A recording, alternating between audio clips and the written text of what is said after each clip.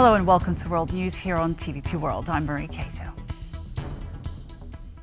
Polish Foreign Minister Radosław Sikorski says he is pleased Moscow's representatives at the Organization for Security and Cooperation in Europe meeting in Vienna heard what other countries had to say about Russia. Poland's top diplomat later told journalists that Russia currently violates all of the OSCE basic principles. He said Moscow will eventually come to the realization that it cannot spend more on weapons than the West. The OSCE could help in the future when today's Russia reaches the same conclusion as the Soviet Union, namely that they cannot spend more on defense than the West, and therefore arms control confidence-building measures would benefit them. A day after the Belgian government doubled down on its opposition against a reparations loan for Ukraine, commentary emerged that the country's Prime Minister Bart de Wever said Russian defeat is a fairy tale. Sources in Brussels say allaying the leader's fears of Russian retaliation could be the key to unlocking cash for Kiev. More from our EU correspondent Angela Skujins in Brussels. Some reality is needed in this debate, and Europe should set its own red lines. This is what one EU diplomat told TVP World on condition of anonymity. It was in response to remarks made by the Belgian Prime Minister Bart de Wever earlier this week that emerged on Thursday. At a public event in Brussels, the Belgian Prime Minister stated that Russian defeat is a fairy tale and not one to be believed. A few days later, his government announced continued opposition to the European Commission's push to give Ukraine a reparations loan off the back of immobilized Russian state assets currently held by a Belgian financial institution, Euroclear. The comments made chime with other remarks sent to the European Commission President Ursula von der Leyen late last week, in which the Belgian Prime Minister described the proposal as fundamentally wrong and potentially disastrous. EU heads of state will gather in Brussels in exactly 2 weeks' time to vote on the matter and decide what their red lines are. Angela Skujins from Brussels for TVP World. Reuters commentator-at-large Hugo Dixon says frozen Russian assets are the only leverage that Europe has in the Ukrainian peace negotiations, and it should use them soon. Dixon says that otherwise the US may hijack the assets.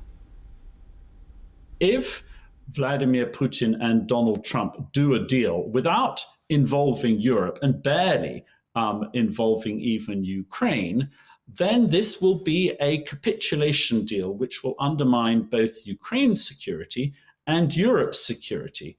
And one of the key cards, perhaps the only key card that Europe holds, are these Russian assets.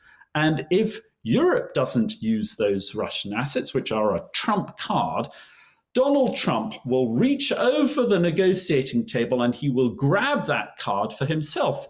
As you may remember, in that Trump peace plan of a couple of weeks ago, he wanted to use those Russian assets for his own purposes, and America would have got a cut from them. So this is why we need to come to a conclusion rapidly. More than half of EU citizens believe there is a significant risk of war with Russia. A new poll commissioned by French international affairs journal Le Grand Continent has shown.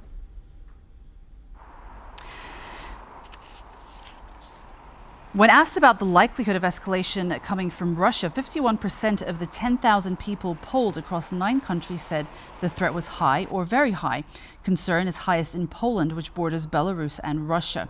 There, 77% considered the risk of escalation high or very high. In France and Germany, this result dropped to 54% and 51% respectively. In Italy, meanwhile, 65% view the threat as low or non-existent. There have been at least 2 instances of Ukrainian children abducted by Russia having been forcibly transferred to a camp in North Korea. The revelation comes from Kateryna Rashevska of Ukraine's Regional Center for Human Rights, who spoke before a U.S. congressional subcommittee on December 3rd. According to Rashevska's statement, a 12-year-old from Donetsk and a 16-year-old from Simferopol were sent to the Songdo-won camp in North Korea. While there, they were taught to, quote, destroy Japanese militarists and met Korean veterans who in 1968 attacked the US Navy ship USS Pueblo, killing and wounding 9 Americans. Her testimony came at the beginning of the US Senate Appropriations Committee hearing on Russia's abduction of children. According to Ukraine's National Children of War database, at least 19,500 children have been abducted from Russian-occupied territories since the invasion began in February 2022. Former EU Foreign Policy Chief Federica Mogherini has resigned as rector of the prestigious Diplomatic College of Europe amid an EU fraud investigation. She announced her decision in a statement released on Thursday. The move comes after the European Public Prosecutor's Office accused Mogherini and two others of fraud and corruption in connection with an EU-funded training program for junior diplomats from 2021 to 2022, a tender run by the EU Diplomatic Service and awarded to the college. Mogherini's lawyer says she denies any wrongdoing, as does the other suspect, senior EU diplomat Stefano Sannino. Sannino has announced he will retire early this month, saying it would be inappropriate to continue in his role amid the probe. Mogherini and Sannino are well-known figures in Brussels diplomatic circles, and news of the allegations has sent shockwaves through the EU committee. The UK has announced further measures targeting Russian military intelligence following conclusive reports of the Dawn Sturgis inquiry. It is now clear that President Vladimir Putin was directly involved in the Russian state-sponsored activity going back to 2018. While the assassination attempt was directed at Sergei Skripal, it was Dawn Sturgis who was killed by the Russian nerve agent Novichok in Salisbury in the United Kingdom. The United Kingdom is introducing sweeping measures targeting the Russian Military Intelligence Agency, also known as the GRU.